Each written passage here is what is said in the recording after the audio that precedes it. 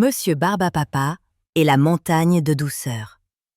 Il était une fois, tout au sommet d'une colline moelleuse comme un chamallow, un monsieur très particulier qu'on appelait Monsieur Barbe à Papa. Il n'était pas très grand, ni très petit, mais il avait une chose incroyable, une barbe immense, toute rose, légère et sucrée. Une vraie barbe à papa. Lorsqu'il marchait, sa barbe dansait dans le vent et laissait derrière lui un petit nuage parfumé à la fraise. Mais ce n'est pas tout. Dans les boucles douces de sa barbe se cachaient des merveilles sucrées. Des sucettes en spirale, des bonbons moelleux, des éclats de chocolat croquant et même de minuscules étoiles en sucre qui fondaient sur la langue. Monsieur Barbe à Papa vivait dans une petite maison en caramel posée sur la montagne de douceur. Et chaque soir, quand la lune brillait doucement, il descendait dans les villages pour semer un peu de bonheur.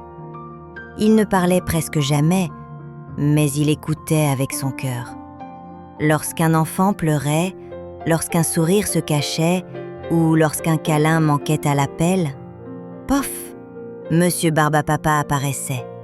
Il offrait une mèche de sa barbe sucrée, un bonbon de ses boucles parfumées, et comme par magie, l'enfant retrouvait la joie. Mais un jour, quelque chose d'étrange arriva. Un été particulièrement chaud fondit sur la colline. Le soleil tapait si fort que la barbe de Monsieur Barbe à Papa commença à fondre comme un glaçon dans une limonade.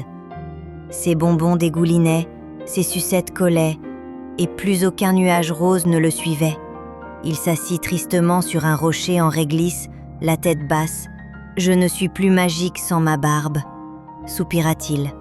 Mais c'est alors que les enfants arrivèrent, un à un. Petite Lila apporta des fils de sucre. Tom, le coquin, des dragées arc-en-ciel. Même le petit Gaston, tout timide, fabriqua un peigne en nougat. Tous ensemble, ils reconstruisirent la barbe magique. Une barbe encore plus belle, encore plus douce, remplie de rires et de bonbons partagés. Et ce jour-là, Monsieur Barbe à Papa comprit une chose précieuse. La vraie magie, ce n'est pas la barbe, c'est l'amour qu'on y met dedans. Depuis ce jour, sa barbe continue de pousser, et elle brille un peu plus à chaque sourire qu'il fait naître. Petite leçon pour les enfants.